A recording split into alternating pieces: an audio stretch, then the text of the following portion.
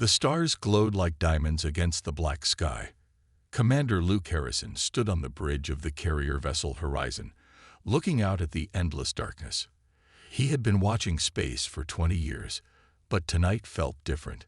Tonight, something was going to change. The communication panel beeped softly. Emma Rodriguez, the ship's communications officer, pressed her fingers against the blue screen. Her face turned pale as she read the message. "Commander, we have a problem," she said. "We just received a distress signal from Kepler 438 bits." Luke turned around quickly. He knew that name. Kepler 438 bits was a mining colony far from Earth. 5,000 people lived there, digging for rare metals that Earth needed. The colony had been built 40 years ago, but nobody had heard from them in 30 years. "Play the message," Luke ordered. Emma touched the screen again. A broken voice filled the bridge, mixed with static and fear. "This is Colony Director Patricia Mills. We are under attack. The Valdari Empire has surrounded us. Our shields are failing. We have held them off for 3 months, but we cannot last much longer. If anyone receives this message, please help us. We know Earth has probably forgotten about us. We know no one will come, but we had to try." The message ended with more static. Luke felt his stomach drop. The colonists thought they were alone. They thought nobody cared about them anymore. Admiral George Carter walked onto the bridge. His gray hair and lined face showed his 60 years of life. He had fought in many battles and seen many things. But the worry in his eyes was new. "I heard the message," Carter said quietly. "Those poor people think we abandoned them." Luke nodded. They have no idea how much Earth has changed in 30 years. The Admiral walked to the main screen and looked at the star map. Kepler 438 bits was marked with a small red dot, so far away it seemed impossible to reach. "The Valdari are brutal," Carter said. "They destroy everything in their path. They think humans are weak because we have only recently started exploring space. They think we are easy targets." Emma spoke up from her station. "Sir, the message says their shields will fail soon. Maybe in days, maybe in hours. We don't know." Luke watched the Admiral's face carefully. Everyone knew what Carter was thinking. The colony was 35 light years away. By old technology, it would take decades to reach them. The colonists would be dead long before any help arrived. But Luke knew something the colonists didn't know. Earth had secrets now. Big secrets. "Admiral, should I contact Earth Command?" Luke asked. Carter stood straight and strong. "Yes, send a priority message to President Chen. Tell her we need Operation Rising Sun." The bridge went silent. Everyone knew what Operation Rising Sun meant. It was the code name for Earth's biggest secret, the quantum fold drives. These engines could bend space itself, making it possible to travel vast distances in seconds instead of years. "Are we really going to show our hand?" Emma asked. "The galaxy thinks we're still using old engines. They think we can barely leave our solar system." Carter smiled, but it wasn't a happy smile.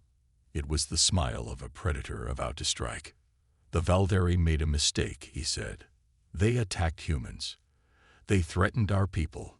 It's time to show the galaxy what we've been building in secret." Luke felt excitement rise in his chest. Earth had spent 30 years preparing for this moment. While other alien races thought humanity was weak and primitive, Earth's scientists had been working day and night. They had built weapons and ships that would shock the galaxy. "Emma, send the message," Carter ordered. "Tell Earth Command we have a colony to save. Tell them it's time to show the universe what humans can do when they're angry." As Emma sent the message through space toward Earth, Luke looked back at the stars. The colonists on Kepler 438 bits were preparing to die. They thought they were forgotten and alone. They were about to learn how wrong they were. President Lisa Chen stood in the center of Terra Command, deep beneath the mountains of Colorado. The room glowed with blue light from dozens of screens. Military leaders sat around a large table, their faces serious and focused. This was the most secure room on Earth, and what they were about to discuss would change everything. "Thank you all for coming," Lisa said. Her voice was calm but strong. "We have received a distress signal from Kepler 438 bits. Our colony is under attack by the Valdari Empire." Admiral Sandra Murphy leaned forward. She commanded the 1st Expeditionary Fleet, Earth's most powerful space force. "Madam President, the Valdari think we're still using chemical rockets. They believe we can't travel between stars quickly." Lisa smiled. "They're about to learn they were wrong. General Foster, show them our true strength." General Paul Foster pressed a button on his tablet. The main screen lit up with images of massive warships. These weren't the old vessels that other species knew about. These were monsters of metal and energy, built in secret shipyards hidden throughout the solar system. "Ladies and gentlemen," Foster said, "this is what we've been building for 15 years, ever since we developed the quantum fold drive." The room filled with whispers. Even some of the military leaders hadn't seen all the ships together like this. The scale was incredible. "We have 300 warships ready for combat," Foster continued. "Each one carries weapons that make Valdari technology look like children's toys. Plasma cannons, railguns, quantum torpedoes, and shields that can withstand direct hits from their strongest weapons." Lisa walked around the table, looking at each face. "The galaxy thinks humanity is weak. They think we're newcomers who barely understand space travel. But while they were fighting among themselves, we were learning. We were building. We were preparing." Admiral Murphy stood up. "How many ships are we sending?" "All of them," Lisa replied. The room went silent. Nobody had expected that answer. "All of them?" Murphy asked again. "That would leave Earth with minimal defenses." "Lisa, the Earth fleet gathered at the edge of the solar system like a storm waiting to break. The flagship Thunderbolt floated in the center, a giant among giants. 5 kilometers long, its dark hull reflected the distant stars. Around it, 300 warships formed perfect lines, waiting for the signal to jump. Captain John Baker stood on the bridge of his destroyer, Phoenix Rising. He had never seen anything like this. Ships of every size and class filled the space around him. Carriers loaded with fighters, battleships bristling with weapons, and sleek destroyers ready for fast attacks. It was the largest fleet ever assembled by humanity. "All ships report ready for quantum fold," came the voice over the communication system. Dr. Susan Park sat at her station on the science vessel Discovery. Her hands moved over the controls, checking every number, every calculation. One mistake could scatter the fleet across the galaxy or worse. But she had done this before with single ships. She knew the math was right. "Fold drives synchronized," she announced. "Energy levels optimal. We are ready for jump." Admiral George Carter gave the order from the Thunderbolt. "All ships, prepare for quantum fold. This is it, people. We're making history today." The space around the fleet began to shimmer. Energy fields wrapped around each ship like glowing cocoons. The quantum fold drives hummed with power, bending the fabric of space itself. Meanwhile, 35 light-years away, the Valdari commander Zark-Thu watched the human colony from his dreadnought. The 6-legged creature felt confident. The human shields were almost gone. Victory was only hours away. "Commander," one of his officers called out, "we're detecting a massive energy surge at the edge of the system." Zark-Thu waved a tentacle dismissively. "Probably a solar flare. The humans have no ships coming. They can barely leave their own star system." But the energy readings kept climbing. The Valdari sensors screamed warnings as space itself began to tear open. Back at Earth, Dr. Park counted down. "Fold in 5, 4, 3, 2, 1. Engage." Reality twisted. The stars stretched into lines of light. The entire Earth fleet vanished from the solar system in a flash of blue energy. For a moment that lasted forever and no time at all, 300 ships traveled through a tunnel of bent space. Then, with a thunderous crack that shook the cosmos, They appeared at Kepler 438 bits. The Valderi sensor officer stumbled backward. "Commander, 300 unknown vessels have appeared. They're human ships." Zark-Thu's 6 eyes widened in shock. "Impossible. Humans don't have this technology." But the evidence floated before them. The Earth fleet spread out in perfect attack formation. The Thunderbolt's massive guns turned toward the Valderi positions. Fighters launched from carriers like angry hornets from a disturbed nest. On the colony surface, the defenders stared at their screens in disbelief. Colonel Amy Patterson rubbed her eyes, certain she was dreaming. But the readings were real. Hundreds of Earth ships had appeared from nowhere. "Colonel," Lieutenant Kevin Jones shouted, "we're being hailed by the Earth Defense Fleet." Admiral Carter's face appeared on the colony's main screen. His expression was calm but determined. "Colonel Patterson, this is Admiral George Carter. We received your distress signal. The cavalry has arrived." Tears ran down Amy's face. She had thought they were going to die. They all had. But Earth had come. Somehow, impossibly, Earth had come. In space, the Valderi fleet scrambled to respond. Their formations broke apart as captains shouted conflicting orders. They had prepared to finish off a dying colony. They hadn't prepared to face the largest human fleet ever assembled. Captain John Baker smiled grimly as he watched the chaos. "They thought we were primitives," he said to his crew. "They thought wrong." The quantum fold had worked perfectly. 300 ships had jumped 35 light years in seconds.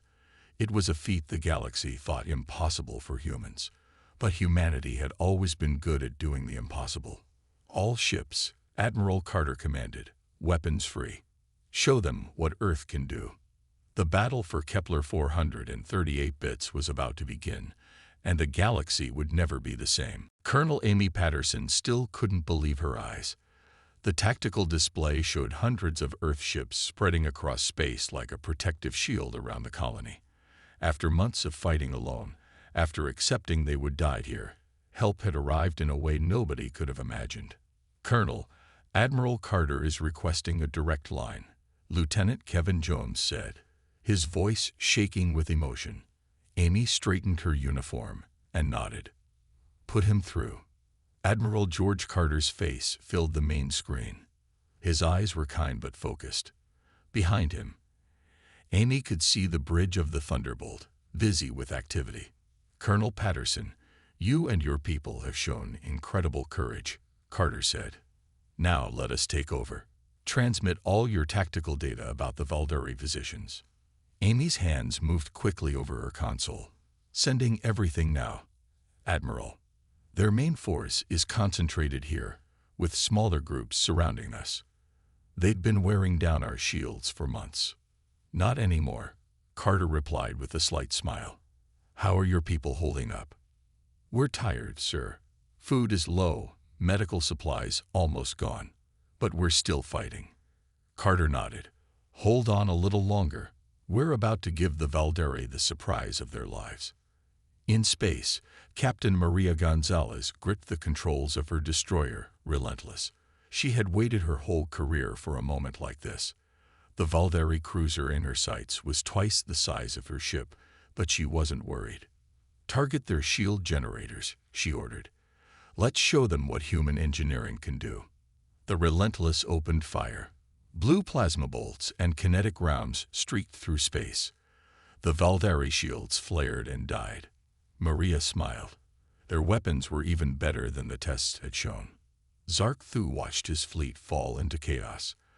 The human ships moved with impossible speed and coordination. Their weapons punched through Valderi shields like they were made of paper. "How is this possible?" he demanded. "Our intelligence said humans were decades behind us." His second-in-command cowered. "Perhaps our intelligence was wrong, Commander. Get me a channel to their lid ship," Zark-Thu ordered. "I want to speak to their commander." On the Thunderbolt, Admiral Carter received the message. "The Valderi commander wants to talk," Emma Rodriguez reported. "Put him through," Carter said. Zark-Thu's alien face appeared on screen. 6 eyes stared at Carter, tentacles waving in what might have been anger or fear. "Human Admiral," Zarkthu began, "this is impossible. Your species lacks the technology for quantum jumps. You cannot have a fleet this advanced."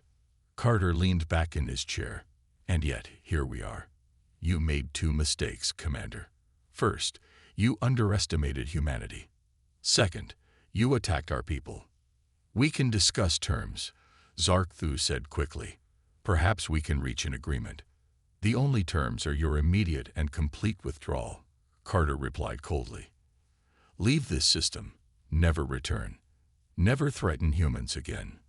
Below, on the colony surface, people gathered in the streets. They pointed at the sky where flashes of light marked the battle above. Children who had known only fear now watched with wonder. "Mommy, are those really Earth ships?" a young girl asked, tugging on her mother's sleeve. Her mother, tears streaming down her face, nodded. "Yes, sweetheart. Earth came for us. We're going home." The colony's communication system crackled to life. It wasn't the usual emergency warnings they had heard for months. Instead, music began to play. Earth music, songs from home that many hadn't heard in years. Lieutenant Kevin Jones had patched into the Earth Fleet's broadcast system. As the battle raged above, he sent sounds of home to every corner of the colony. People stopped in the streets, listening, crying, laughing. Danny Wright flew his Starfire interceptor through the battle, his systems locked onto a Valdari fighter. The enemy pilot tried to shake him, but Danny had trained for this moment his entire life. "Not today," he muttered, pressing the trigger. His plasma cannons found their mark. Captain Frank Miller's voice came through the comm. "Nice shot. Right. Form up on me. We're making another run." The battle was turning into a rout. Valdari ships fled in all directions, their perfect formations shattered. The mighty empire that had terrorized the colony for months was learning a harsh lesson about human determination. The battle exploded across space like fireworks on Earth's old Independence Day. Danny Wright pushed his Starfire interceptor through the chaos, enemy fire lighting up the darkness around him. His heart pounded as he rolled and dove, feeling more alive than ever before. "Danny, you've got two on your tail." Steve Johnson's voice crackled through the comm. Danny smiled. "I see them. Watch this." He pulled his fighter into a tight spiral, then suddenly reversed direction. The Valdari pilots, caught off guard, flew past him. Danny's plasma cannon spoke twice. Two enemy fighters became expanding clouds of debris. "Show off," Steve laughed, pulling alongside him. Above them, the massive dreadnought Vindicator moved into position. Captain Bill Thompson watched the tactical display with calm eyes. The Valdari battleship ahead was 3 times their size, but size wasn't everything. "Main guns ready, Captain," his weapons officer reported. "Target their reactor core," Thompson ordered. "One shot, one kill." The Vindicator's magnetic accelerator cannons charged with a deep hum. The rails glowed white-hot as they accelerated projectiles to incredible speeds. Thompson gave the order. The tungsten rounds hit the Valdari battleship at 20% the speed of light. They punched through shields, armor, and hull like bullets through paper. The enemy ship's reactor went critical, turning the massive vessel into a brief new sun. On the colony surface, Marine Colonel Jack Robinson led his battalion toward the Valdari ground forces. His powered armor made him feel like a giant, each step covering 10 feet of ground. The enemy had terrorized these colonists for months. That ended today. "Remember your training," Robinson shouted to his Marines. "These aliens think humans are weak. Let's show them how wrong they are." The dropships had landed them behind enemy lines. The Valdari ground troops, focused on the colony's walls, didn't see them coming until it was too late. Robinson's railgun fired steel needles at hypersonic speeds. Valdari soldiers fell like wheat before a scythe. Private Sarah Kim charged forward beside him. She was young, only 19, but her aim was perfect. Her plasma rifle found target after target. The powered armor made her stronger and faster than any normal human. "Colonel, they're running," she called out. Robinson saw it too. The Valderi ground forces, so confident hours ago, now fled in panic. They had never faced human Marines in powered armor before. They had never faced humans who were truly angry. In space, Captain Maria Gonzalez pushed her destroyer Relentless through the enemy formation. Her crew worked like a well-oiled machine, picking targets and firing with deadly precision. "Captain, that cruiser is trying to ram the colony shield generator," her tactical officer shouted. Maria didn't hesitate. "Full power to engines. Put us between them." The Relentless surged forward, placing itself directly in the path of the kamikaze cruiser. Maria knew her shields could take the hit, but the colony's generator couldn't. "All hands, brace for impact." The collision shook the destroyer like a toy, but the shields held. The Valderi cruiser bounced off and spun away, its suicide run foiled. Admiral Carter watched the battle from the Thunderbolt's bridge. The tactical display showed green symbols overwhelming red ones. The Valderi fleet was breaking apart. "Sir, multiple enemy ships are attempting to flee," reported his tactical officer. "Let them go," Carter said. "They'll spread the word about what happened here. The galaxy needs to know that humans protect their own." Fighter pilot Danny Wright formed up with his squadron as the enemy fighters retreated. He checked his fuel and weapons. Still plenty left, but the fight was essentially over. "Did we really just do that?" Steve asked over the comm. "Did we really just beat an entire Valderi fleet?" Captain Frank Miller's voice answered them. "We did more than beat them, son. We crushed them. They came here thinking humans were easy prey. They learned different." Below, the colonists watched the sky clear of enemy ships. The shields that had protected them for months, barely holding together, now stood strong with Earth ships guarding them. Annie Patterson looked at her tactical display. For the first time in months, there were no red enemy markers, only the green of Earth forces surrounding and protecting her people. "They really came," she whispered. "Earth really came for us." The Valderi command ship tried to escape, its massive engines glowing bright as it turned away from the battle. Commander Zarkthu knew the fight was lost. His only thought now was survival, to warn the Empire about humanity's hidden power. But Dr. Helen Jung had other plans. Aboard the science vessel Prometheus, she watched the enemy flagship attempting to flee. Her fingers danced across the control panel, activating one of Earth's most advanced weapons. "Gravity well generator online," she announced calmly. "Let's see how they handle this." The space around the Valderi command ship began to ripple. Reality itself seemed to bend as the gravity generator created an artificial well in spacetime. The enemy ship slowed, then stopped, trapped like an insect in honey. Zarkthu felt his ship shudder and strain. "Why aren't we moving?" he screamed at his navigation officer. "Commander, something is holding us. The humans are bending space itself." "That's impossible." Zarkthu's 6 eyes widened in terror. "No species has mastered gravity manipulation." Dr. Zhang smiled coldly. "You're not going anywhere," she said, even though the enemy couldn't hear her. "Time to learn what humans can really do." Across the battle space, Earth's technological advantages became clear. The destroyer Defiant deployed its electronic warfare suite under Captain Peter Williams' command. Invisible waves of energy washed over the remaining Valderi ships, jamming their communications, Williams reported. "They can't coordinate. Each ship is on its own now." The Valderi vessels drifted in confusion. Their tactical networks failed. Their weapons couldn't lock onto targets. Their shields flickered as adaptive viruses invaded their computer systems. On the battleship Retribution, Commander Alice Chen watched her ship's shields shimmer as Valderi plasma bolts struck them. But instead of weakening, the shields grew stronger. "Adaptive shield matrix is learning their weapon frequencies," her chief engineer reported. "Their guns are becoming less effective with each shot." Alice nodded with satisfaction. The adaptive shields were one of Earth's greatest innovations. They analyzed enemy weapons and adjusted their harmonics to provide better protection. The more the Valdari fired, the less damage they did. Captain Roger White commanded the heavy cruiser Independence. His ship's nanobot repair systems worked tirelessly, fixing hull breaches in real time.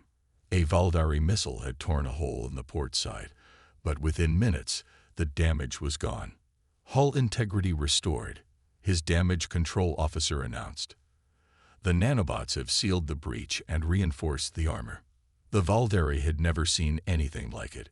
Ships that healed themselves, shields that learned, weapons that could punch through any defense. Every system the humans deployed seemed impossible. Danny Wright and his squadron encountered a new Valdari fighter design, supposedly their most advanced. But the enemy pilots couldn't match the neural interface systems in the human fighters. Danny's thoughts became actions instantly, his fighter responding like an extension of his own body. "These guys are too slow," Steve Johnson commented, as they easily outmaneuvered the enemy. "It's like they're flying in slow motion." The science ship Discovery deployed sensor drones that mapped the entire battle in real time. Dr. Susan Park watched as the AI system predicted enemy movements with 98% accuracy. "Admiral, the Valdari are attempting to regroup at these coordinates," she reported, highlighting the area on the tactical display. Carter nodded. "Thank you, Doctor. All ships, adjust formation to counter their movement." The Earth fleet moved like a single organism, each ship knowing exactly where to go. The Valdari watched in despair as their every move was countered before they could complete it. Finally, the ultimate demonstration came from the battleship Thunder God. Captain Janet Brown ordered the deployment of their quantum torpedoes.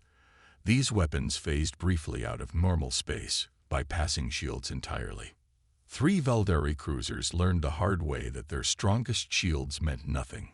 The quantum torpedoes materialized inside their hulls, detonating with devastating effect. The enemy ships simply ceased to exist.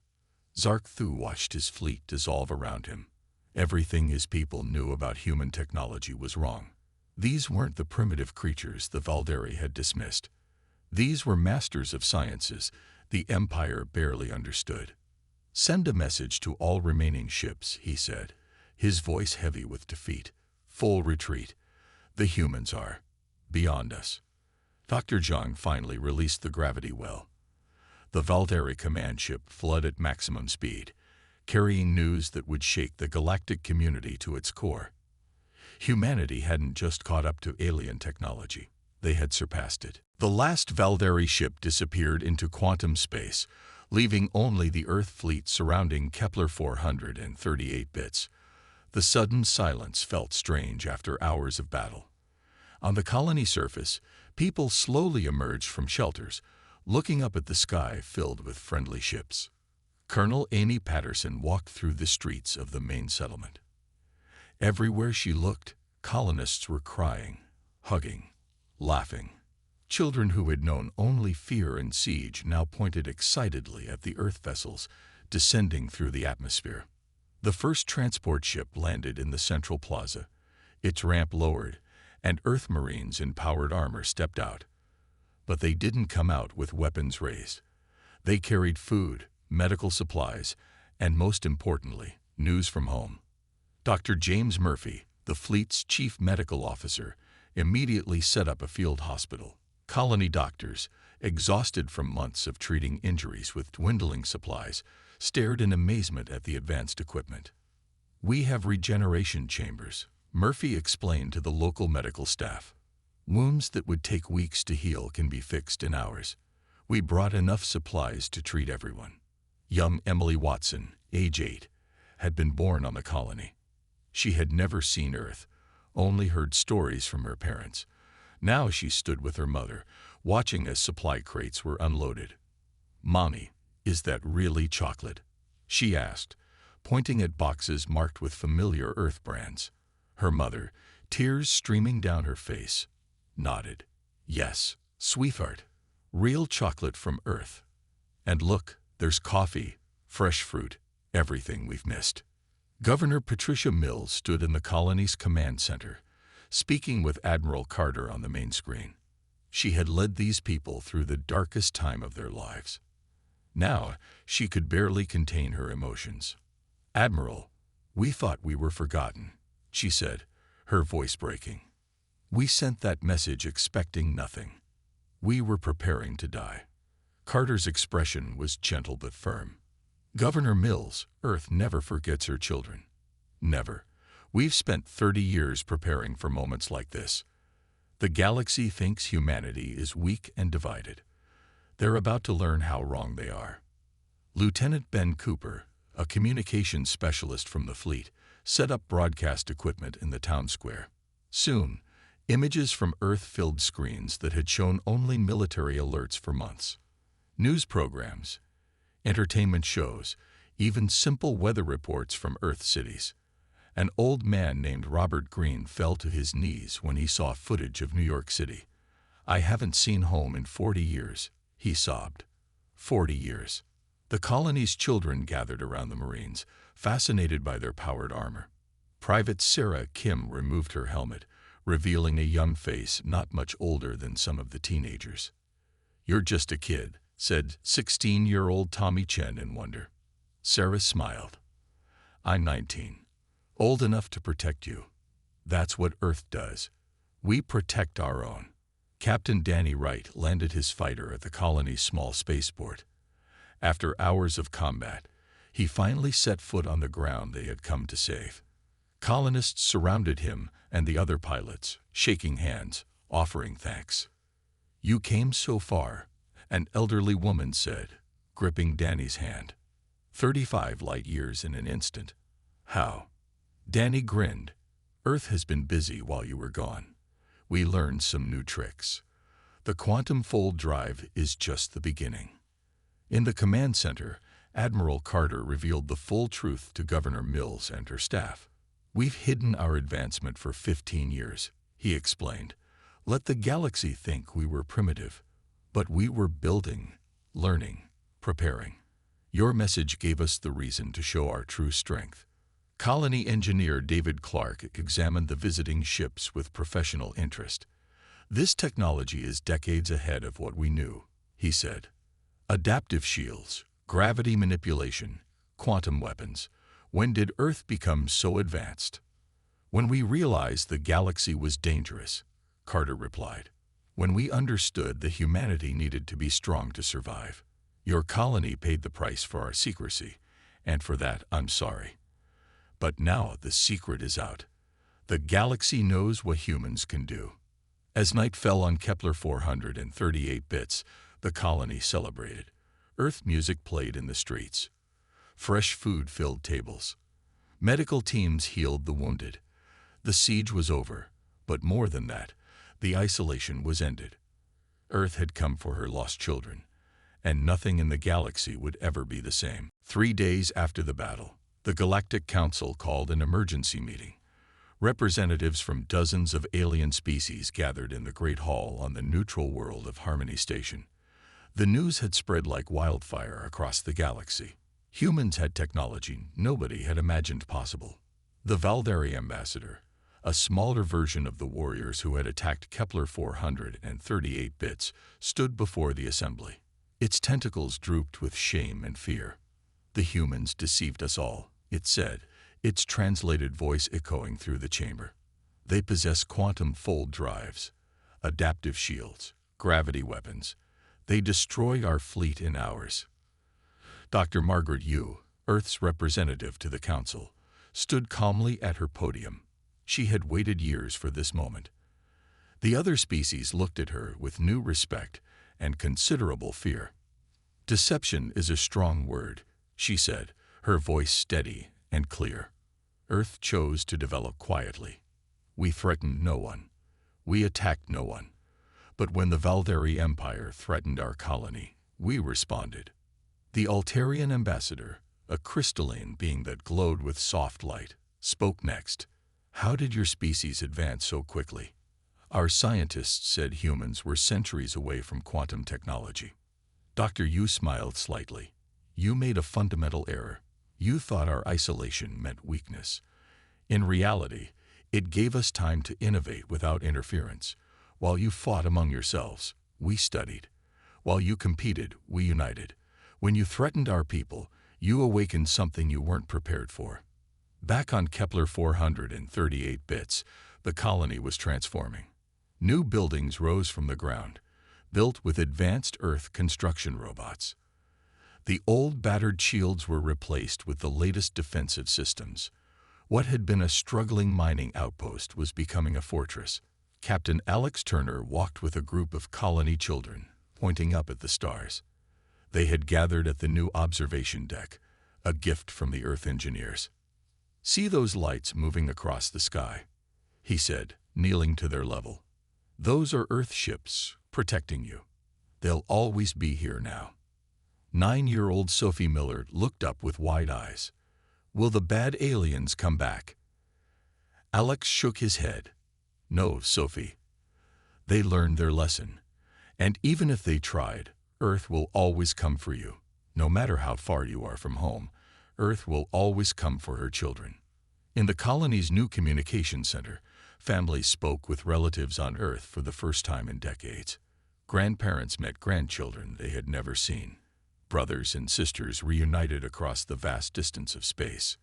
Admiral Carter filed his final report from the bridge of the Thunderbolt. The fleet was preparing to return to Earth, but they would leave a permanent garrison at Kepler 438 bits. Never again would human colonies stand alone. "The Kepler 438 bits intervention has changed everything," he wrote. "The galaxy now knows humanity's true capabilities. We can no longer hide in the shadows. But perhaps that's for the best. Let them know that humans protect their own. Let them know the consequences of threatening our people." President Lisa Chen addressed Earth from the Capitol.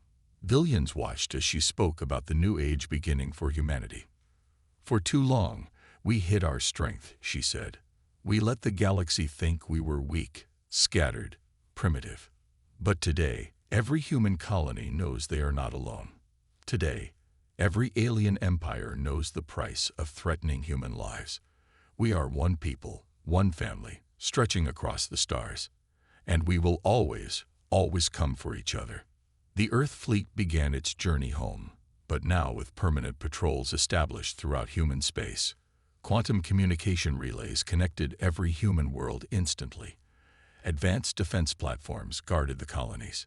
Humanity had stepped out of the shadows and onto the galactic stage as a major power. On the observation deck of the Kepler 438 bits colony, Governor Patricia Mills watched the stars with new hope. The long night was over. Earth had remembered its children. The galaxy had learned about human determination, human technology, and most importantly, human unity. As Admiral Carter's report concluded, they thought no one would come. They thought wrong. Earth always comes for her children, no matter the distance, no matter the odds. We are humanity. We are one. And we are mighty. The stars themselves seemed to shine brighter that night, welcoming humanity to its true place among them.